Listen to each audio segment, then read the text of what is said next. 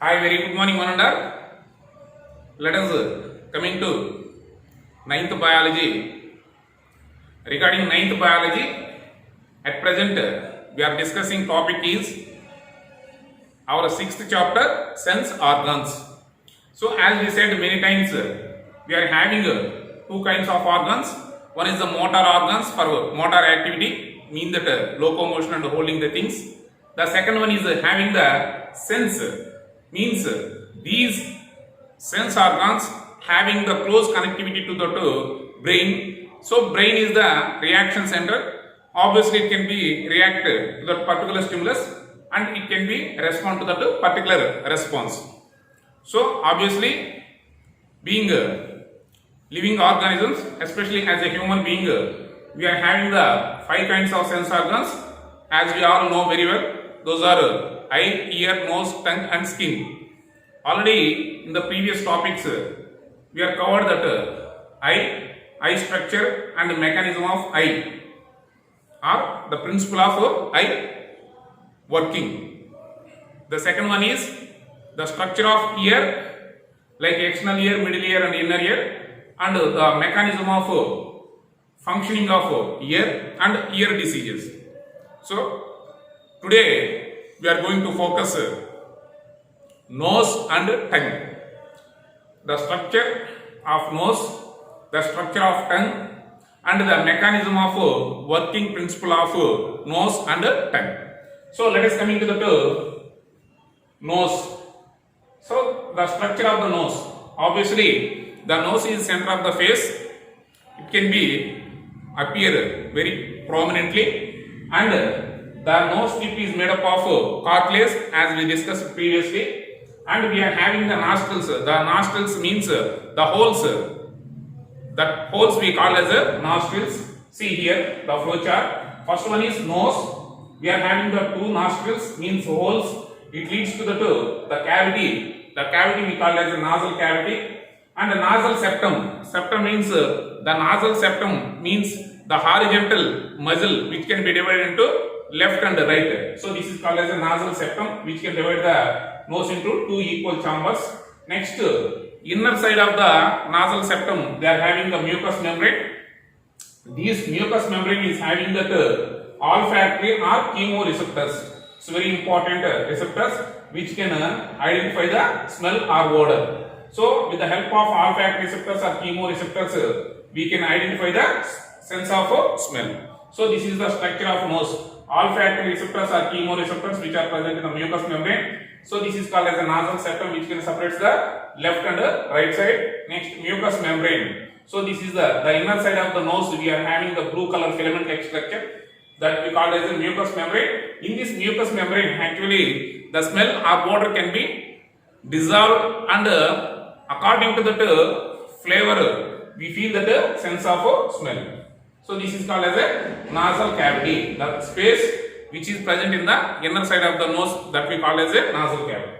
So, let us come into the smell or odor. See, actually, the smell or odor, it is entirely different to the organism to organism, even a person to the person also. For example, some of the persons may like some flavors.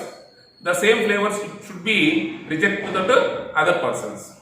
For example, jackfruit, this sampanga smell is very likely to be some of the people.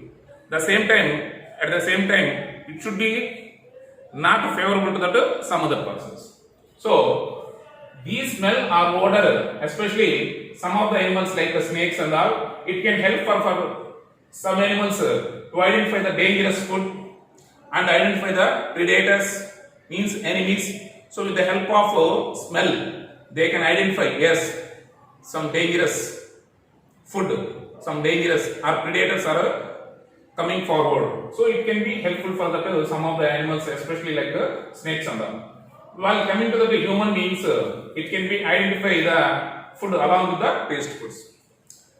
See, it's very clear, especially in the human beings. Of course, we are having the limited manner of the smell when compared to other animals like dog and all. Of course, they are having the more capability to identify the smell.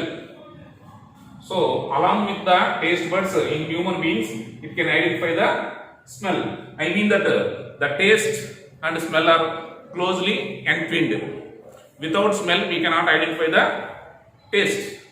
Suppose we are suffering with the severe cold and cough and fever, we are unable to recognize the taste because of that the mucous membrane is full of mucous membrane is covered by that these cold. So severe cough and cold time we are unable to identify the taste. Next, the smell and olfactory sensation. The smell or olfactory sensation. Actually, the smell or odor or olfactory sensation, coming to the biological point of view, the sense of smell or olfaction begins with the chemical events in the nose. Means, see, these olfactory receptors are chemoreceptors which are present in the nose. Based on that receptors, the smell is identified. Next, more broadly, scientists have catalogued at least 1500 different odor producing chemicals. Our nose can identify nearly more than 1500 different odors can be identified. Of course, we are having the limited odor, but we are having the capacity to identify nearly 1500 different odor producing chemicals. Actually, these olfactory receptors transform the information in the form of olfactory nerves. So these olfactory lobes are open into the brain. So brain is having the optic lobes, olfactory lobes, temporal lobes and partial lobes. So these optic lobes for eyes, olfactory lobes for smell or odor. Next, another important sense organ in our body, along with the nose, we are having the taste. So that means taste buds. So let us come into the tongue.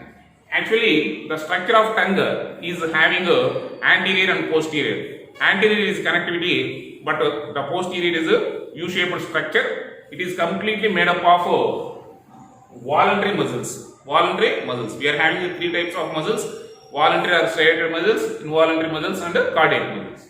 So our tongue is a U-shaped structure which is completely made up of voluntary muscles. Next, it contains about nearly 10,000 taste buds. So our tongue is contains nearly more than 10,000 taste buds. So these taste buds actually are located in the walls of the papilla. So this is the structure of tongue. So this is the inner side of our mouth and tongue. So this is the dentition, means alignment of teeth. This is the upper jaw. This is the ula. So this total tongue is having the four regions: valate papilla, folate papilla, fungiform papilla and filiform papilla. Actually, we are having the taste buds, 10,000 taste buds, but the taste buds like sweet can be recognized in the corner, that means edge of the tongue. Next, just beside the sweet pores, we are having the salt taste pores. Sides, we are having the sour identifications taste pores, and finally we are having the bitter taste pores. But according to the Telugu people, we are having the Shadruchulu in Ugadi festival. So in Ugadi chutney or Ugadi day, we are celebrating with Ugadi chutney. It is very famous of 6 types of taste. Actually, according to Telugu people, we are having the Shadruchulu, means we are adding some spiciness, means chili powder, and we are adding some neem leaves, vagaru. Actually, it is tasteless. Chili powder is doesn't have any separate taste. It is clear, children. So this is the information about taste and our tongue. But apart from that, Telugu people, the famous another slavery of Asian cuisine is umami. Actually, it is a very high rich of protein food. It is adding the ingredients like meat, seafood, cheese, and monosodium glutamate. It is a salt. It's a kind of salt which is available from the seashore. So monosodium glutamate, meat, seafood, and cheese. So the combination of these ingredients that we call as a protein rich food is called as umami. It is the famous cuisine that we call as a Asian cuisine that we call as a hitching. Hatching is the name of the dish. Next, actually, taste pores or taste buds are present in that folate papilla, valid papilla, and fungiform papilla. But these filiform papilla, the taste buds are absent. Is clear, children? So, regarding sense organs, almost we are completed the 4 important sense organs and their structures and their mechanisms or functions. So, first one is eye, photoreceptors. The second one is ear, auditory receptors. The third and fourth one is nose and tongue. Nose is having the chemo or olfactory receptors, and the tongue is having the taste receptors, which are located in the papilla. So, as a human being, of course, we are having the limited capacity to identify the odor or smell, but our nose is having to identify the nearly more than 1500 different odor. While coming to the tongue, we are having the taste buds to recognize the taste. Of course, smell and taste are closely entwined. Without smell, there is no taste. Obviously, the tasty food is having the good smell or good odor. Is clear, children? So, this is the relationship between the taste and the tongue.